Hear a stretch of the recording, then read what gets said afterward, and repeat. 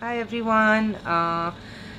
Thank you Anuja and Melissa for asking me to do this. I hope everybody is safe and well and adjusting to this new normal of what's been more than a month of work from home. I'm going to share a couple of things that have worked for me during this time, and I'm really looking forward to hearing from you as to what's worked for you and how you've managed through this lockdown. First and foremost, what's kept me really motivated and positive is seeing our incredible culture and values at Godrej come alive through this time. Our teams across geographies, businesses, and functions have taken so much ownership for the well being of those in their ecosystems. Whether that's the factory teams that have been procuring and distributing food in their communities and to contract workers, GPL sites teams that have been ensuring workers have access to food and healthcare, PSO teams that have been providing protective gear to distributors and transporters, sales teams that are not just getting product on shelf for customers but are also making products available for NGOs and communities. Our brand teams that have been striking up partnerships with municipal corporations and NGOs to obviously share product but also share critical information on hand washing and hygiene, which is so important for communities at this time. Just seeing all of this and so many more initiatives that come together has made me feel privileged to be part of an organization that has stuck to its values and has lived those values through the most challenging of times. Second has been inculcating a deep sense of gratitude in myself. There's so much that we read and see that's not working. There's news every day about cases going up, increase in domestic violence, migrants walking back home.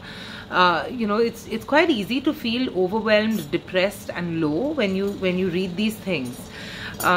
And so in order to sort of pull myself out of that and to keep a sense of hope and and positivity, I do this small practice which takes 5 minutes, not more. Every night before I go to bed, I think of one thing that has happened that day or that I've read, seen, heard that has made me feel grateful or thankful, and that things can be positive even at this time. It doesn't have to be something big, right? It can be something small, like finding a chocolate that your child wanted in a store that you couldn't find before. It could be an old friend calling you after a very long time. It could be, your husband cooking you a meal. It could be your colleague helping you out with something that you were struggling on. There are so many things every day that are small things that we normally overlook, but that can help us feel grateful and thankful for what we have, rather than focus on all that's not working. So this practice has helped me wake up every morning feeling more positive. It's made me feel like I look forward to the day and to the difference that I can make and that others can make around me. So I'd encourage everyone to give it a go. It really doesn't take more than a few minutes. The third piece has been sticking to a routine as much as possible, and sticking to a routine and schedule that I would have if I was going to the office.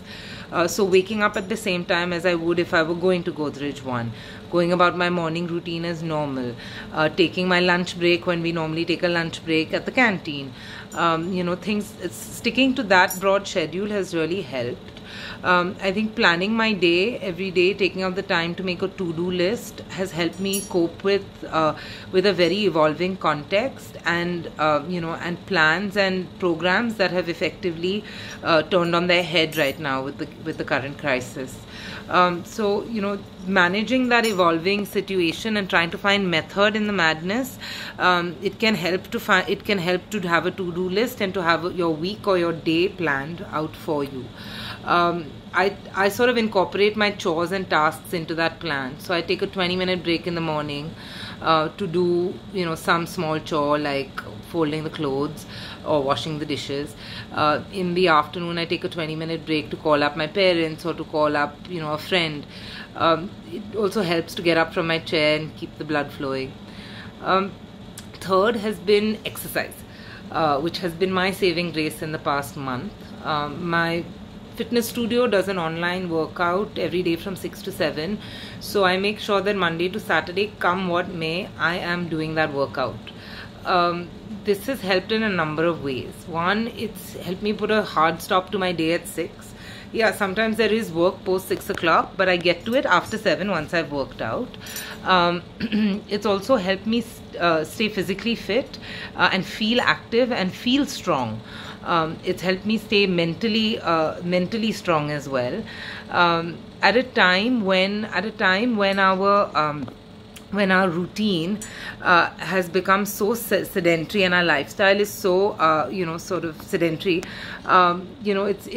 it's easy to lose sight of fitness, but it's probably the most important thing right now. So it doesn't have to be a workout like you do at the gym. It could be yoga, it could be walking up and down the stairs in your building. Anything that keeps the body and the mind strong. Fifth has been finding a project of my own outside of work.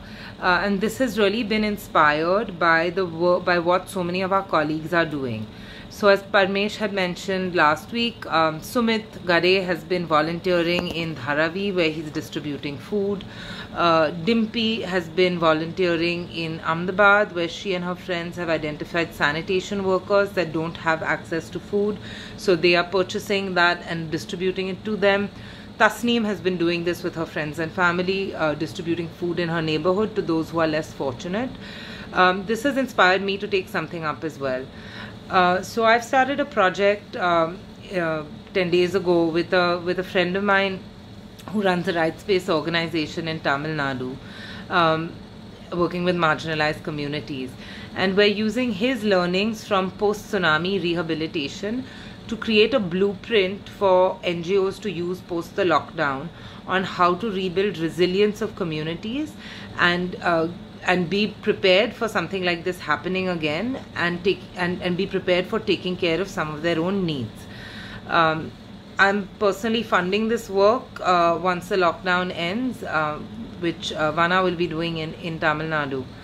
I mean, it doesn't have to be a project, right? There's so much out there to learn. Our HR team has done such a fabulous job of putting up so many resources on Godrejite where one can learn something new or pick up a skill. It could be, you could take a course at, the many universities that are offering free courses right now.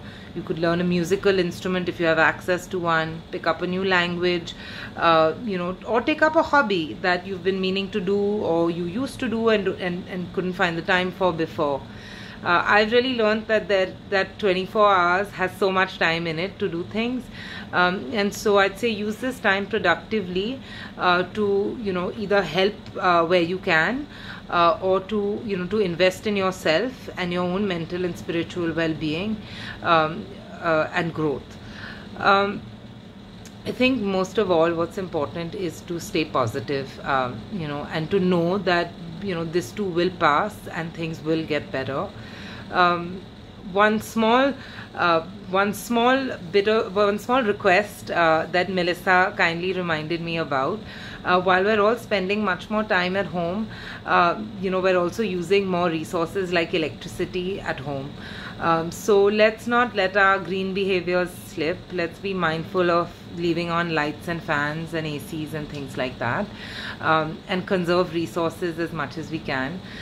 We've seen nature regain its space through this crisis, so let's carry on the good and green behaviors, and mind our usage and consumption of these things.